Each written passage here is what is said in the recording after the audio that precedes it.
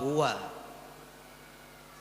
khitabullahi ta'ala al-muta'allaqu bi af'alil mukallafina bitalabi awil ibahati wal wad'i lahuma, yaitu tuntut Allah Ta'ala yang bergantung dengan segala perbuatan mukallaf, ada kalanya dengan talab dan ada kalanya dengan ibahah dan ada kalanya dengan dihantarkan bagi keduanya.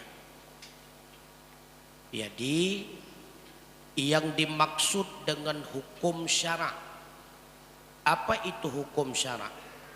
Hukum syara' adalah tuntutan Allah Ta'ala yang terikat tuntutan tersebut dengan orang-orang yang mukallaf. Siapa mereka orang yang mukallaf? Orang yang akil balik lagi berakal.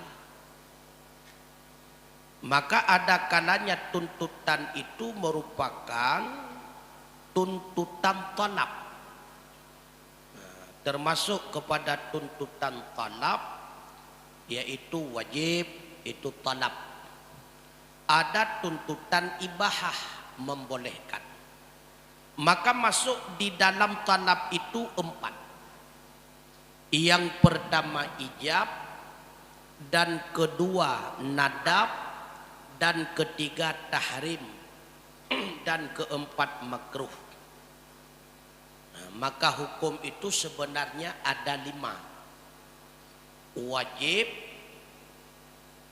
sunnah, haram, halal, makruh, dan ibahah.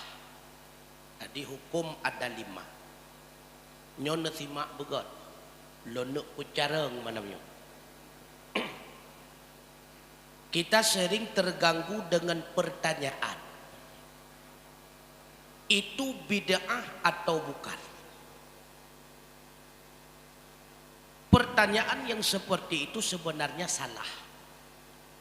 Karena hukum bukan cuma 2. Hukum itu bukan bid'ah atau tidak bid'ah. Hukum itu ada 5. Wajib, sunnah, haram, halal, makruh. Ibahah tidak termasuk kepada talab. Lalu karena hukum itu ada 5, maka yang dilihat ketika ada sesuatu, haramkah sesuatu tersebut atau halal? Wajibkah atau sunnah? Bolehkah atau tidak boleh? Bukan dilihat bid'ah atau tidak bid'ah. Kalau dilihat bid'ah atau tidak bid'ah, maka seolah-olah hukum itu bukan lagi 5, tapi bid'ah atau tidak bid'ah. Bahkan ada yang mengatakan bid'ah itu sesuatu yang tidak ada dalil dan tidak ada contoh daripada Nabi. Itu salah.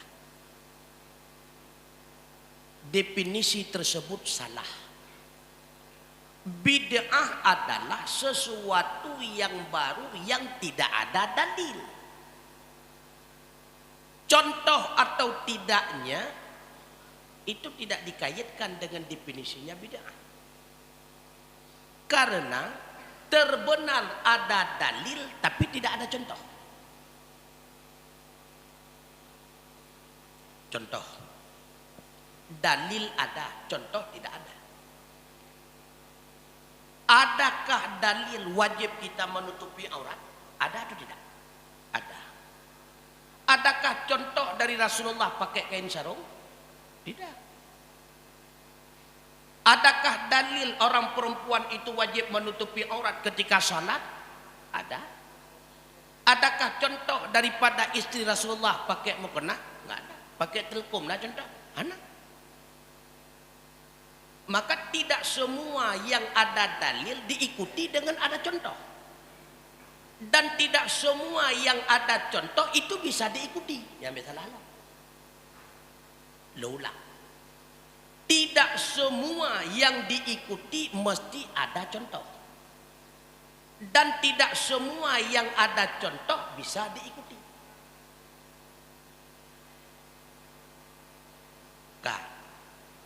Rasulullah salat atau tidak? Salat. Berarti salat Rasulullah menjadi contoh bagi kita. Hukum salat wajib. Rasulullah makan atau tidak? Makan. Kita juga makan. Hukum makan harus. Rasulullah salat duha, puasa Senin Kamis atau tidak? Puasa. Hukum puasa Senin Kamis sunnah. Rasulullah nikah atau tidak? Nikah. Hukum nikah sunnah. Rasulullah nikah sampai 11 orang. Kalau seandainya kita nikah 11 orang, hukumnya haram. Maka tidak semua yang dicontohkan oleh Rasulullah bisa diikuti, bisa dilakukan. Maka kembali kepada masalah. Tidak semua yang dilakukan mesti ada contoh. Dan tidak semua yang ada contoh bisa dilakukan. Maka yang dilihat hukumnya wajib atau sunnah, haram atau halal atau makruh, bukan bid'ah atau tidak bid'ah. Kamu nunggu? Maka menyenau urung tanya, nyo bid'ah ataupun kan bid'ah, yang perledron hukum atau kan? Oh hukum, menyehukum apa masalah? Baik bid'ah ngangka bid'ah hukum perle. Karena hukum itu wajib, sunnah, makruh, haram, halal. Oh karena tidak ada contoh daripada Rasulullah. Sekalipun ada contoh terkadang haram pula bagi kita umatnya. Contohnya nikah sampai 11 orang. Sekalipun ada contoh tidak sah pula dilakukan oleh umatnya. Rasulullah ketika Rasulullah selesai tidur, langsung Rasulullah bangun melakukan sholat. Sedangkan kita umatnya tidak sah yang demikian. Apabila setelah wudu kemudian kita tertidur, wajib kita wudu yang lain. Karena tidur bagi kita umat dapat membatalkan wudu. Yang beta contoh, yang kena bedah hajul semayang, dalam riwayat Rasulullah laganya lege ke bedah semayang. Drona panaa. Jadi jangan disamakan. Karena Rasulullah yang natepet di dua mata. Ate Nabi hantam tengut, yang natepet si dua itanya mata tepet, ate tanda belum. Jadi itu ya setengah pingsan nunggu. Jadi hana sama. Maka bukan contoh yang dilihat. Ketika menetapkan suatu hukum ada dalil atau tidak. Kalau seandainya ada dalil itu bukan bid'ah. Kalau seandainya tidak ada dalil itulah yang dimaksud dengan bid'ah. Ada dalil tapi melewati kias. Oh kias tidak boleh. Tidak bisa dijadikan kias itu sebagai hukum. Bila mana kias tidak boleh dijadikan sebagai hukum, maka hilanglah bahagian hukum yang lainnya. Ke urang yang hana pateh kias. Kitanya mbak urang nyantia. Tagluang mak tu je. Tasipa ayah je. Oh anjur dua ayah. Dok saraya yang menyakiti. Nyan kias. Karena yang ada dalam Al-Quran fala takun lahuma uffin, jangan engkau mengatakan kepada orang tua af, dan jangan engkau bentak-bentak mereka. Medum tak bentak tak ken hanjut, apalagi tagluang tasipa. Itulah yang dimaksud dengan kias aulabe. Itulah kias. Oh hanjut kias, jangan kias. Di mana hanjut kias, jangan kias. Maka dari kias inilah lahir hukum-hukum. Dari kias lahir hukum sunnah. Dari kias lahir hukum haram. Dari kias lahir hukum makruh. Dari kias lahir hukum halal. Contoh, sebagaimana ketika lahir sunnah diazankan, maka dikiaskan. Berarti ketika meninggal juga sunnah diazankan. Tempat azan terserah. Peke abah pintu wate petebiat manyet atau pubak kuburan. Wate lahir sunnah azan, wate mati juga sunnah. Itu juga hukum kias yang karu putra. Confirm nunggu. Nah, jadi bele terpekaru dengan pertanyaan bid'ah atau tidak. Nyan bele mempekaru. Dan bele benci kelompoknya juga beliau saudara kita. Berbeda itu biasa, tapi juga itu saudara. Karena kita ahli sunnah wal jamaah tidak pernah benci dan dendam. Sampai benci sih. Ya, berbeda itu biasa. Yang penting satu tujuan. Nah, cuma terpengaruh lagi tanya Allah. Artinya seolah-olah yang kita pahami itu semuanya salah. Tidak. Nah, jadi kita pun memiliki dalil dan kaedah kita tersendiri. Nah, jadi etnowile yang hanamu putra. Baik para jamaah, malam ini memang cukup baik. Mungkin ada yang ingin bertanya. Nah, yang perletanya. Ada yang ingin bertanya?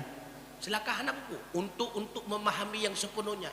Yang bekna nama T tujuan nyolong murunong lu ya debat nyampe. Kita harus ikhlas mempelajari untuk menghilangkan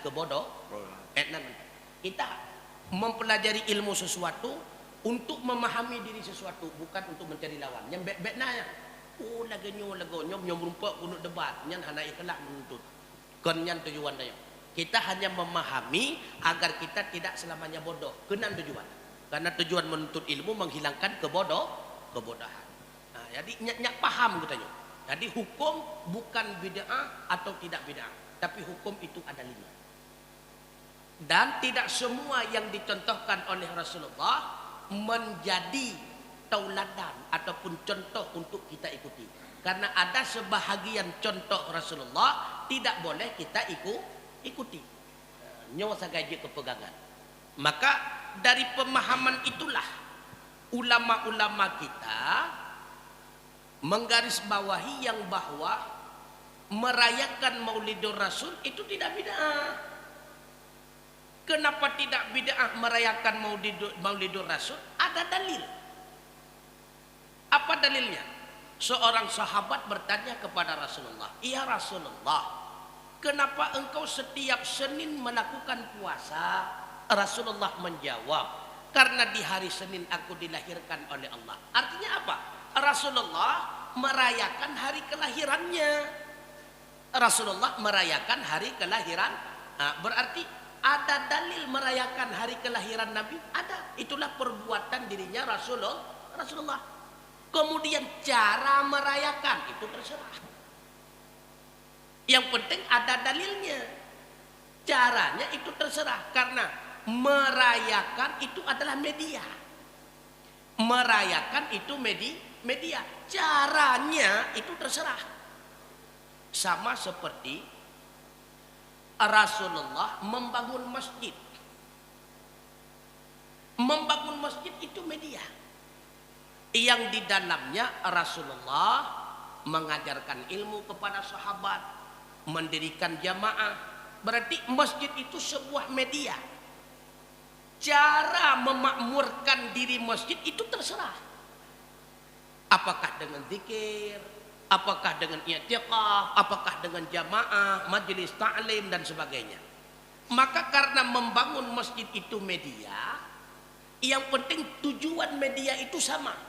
Berarti membangun menasah, membangun surau, sama juga hukumnya seperti membangun masjid. Boleh wakaf untuk menasah, boleh wakaf untuk surau. Karena membangun surau, membangun menasah itu media. yang di dalamnya sama tujuan, mendirikan jamaah, majelis ta'lim. Begitu pula ketika kita merayakan maulid, merayakan itu media yang di dalamnya tujuan untuk ibadah, sedekah, santuni anak yatim, bersalawat kepada Rasulullah, zikir, ceramah dan sebagainya. Maka yang namanya membuat satu media yang di dalam media tersebut melakukan berbagai macam unsur ibadah, caranya terserah, yang penting media sama. Rasulullah membuat media merayakan maulidnya, kita juga membuat media merayakan maulid Rasul. Cara merayakan beda, Rasulullah dengan puasa, kita dengan kenduri. Karena salah. Nah, kan. Maka baik pakai media, bak lepek pakai udah lama udah mau. Jadi yang salahnya di mana? Makanya merayakan maulid itu tidak bid'ah menurut kita ahli sunnah. Kalau dikatakan bid'ah berarti tidak ada dalilnya. Yang hana dalilnya bid'ah. Putrana lain, selainnya putrana pertanyaan, silakan.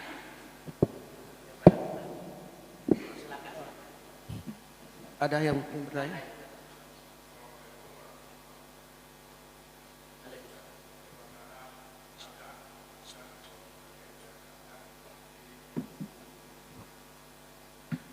Ini tentang adzan di waktu lahir dan adzan di waktu meninggal. Berarti dua-duanya sunnah. Berarti sunnah waktu meninggal itu kias. Tapi kalau kita lihat tangi yang definisi adzan, yang memanggil untuk orang beramal dan mencegah mungkar. Artinya memanggil orang salat untuk mencegah mungkar. Itu berarti sunnah di waktu lahir, karena itu manusia akan hidup, akan beramal. Sedangkan mati itu kan sudah putus amalannya.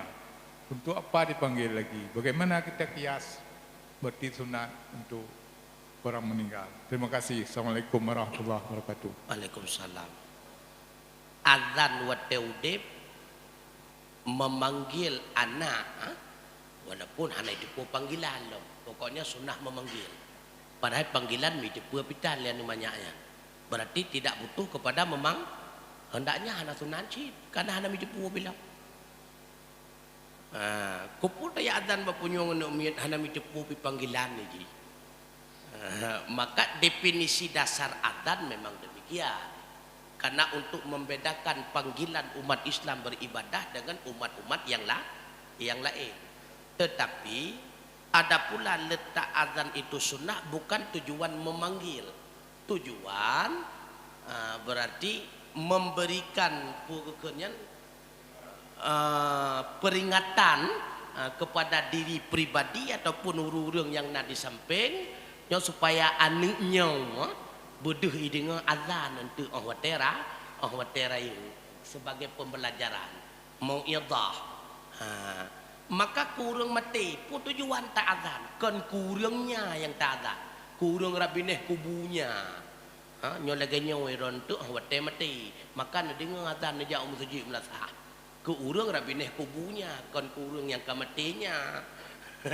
Maka apa hikmah azan kurang yang ja babineh kubu, yang hikmah azan.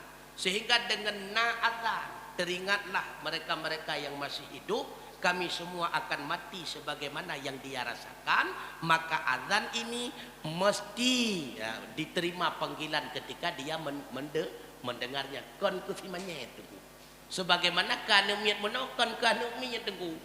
Azan pada miat Allahu Akbar. Ana itu puap yang baru lahir.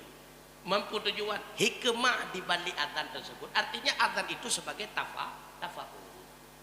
Sebagaimana kata dan rumput, mudah-mudahan ahwaterayu bidinga ata menakir ahwate mati, sebagaimana urang mati nyota ata, mudah-mudahan yang udah yang jajannya di dengan atan.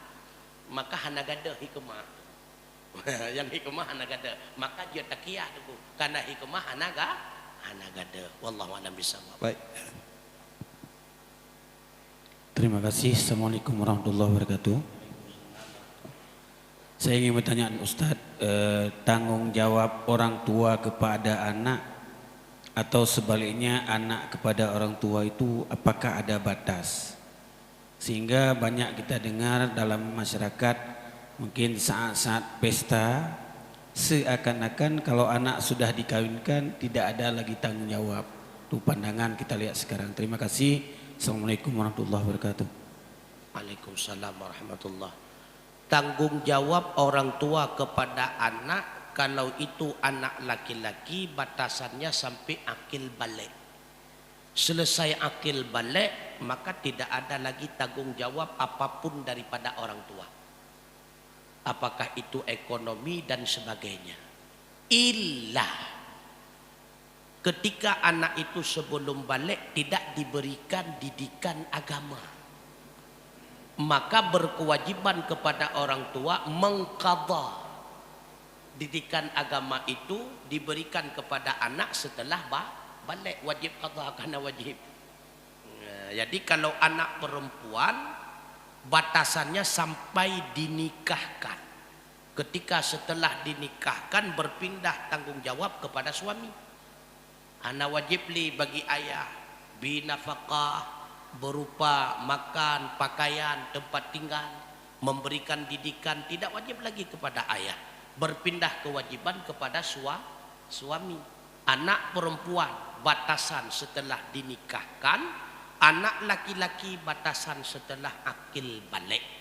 Maka dosa yang dilakukan oleh anak ketika sudah akil balik apabila itu anak laki-laki, maka putuslah hubungan dengan orang tua. Si anak itu menanggung sendiri. Dengan syarat apabila si anak sudah diberikan didikan agama ketika sebelum akil balik. Bila mana si anak tidak diberikan bimbingan agama sebelum akil balik, maka sampai tua pun dosa yang dilakukan oleh anak maka tetap terkait dengan orang tuanya. Maka batasan kewajiban orang tua laki-laki sampai akil balik, si perempuan sampai dinikahkan. Setelah itu hanale wajib katanya tunggu. Maka agam yang kabale hanale tabi nafkah makan pakaian tempat tinggal hana dosa karena hana wajib li.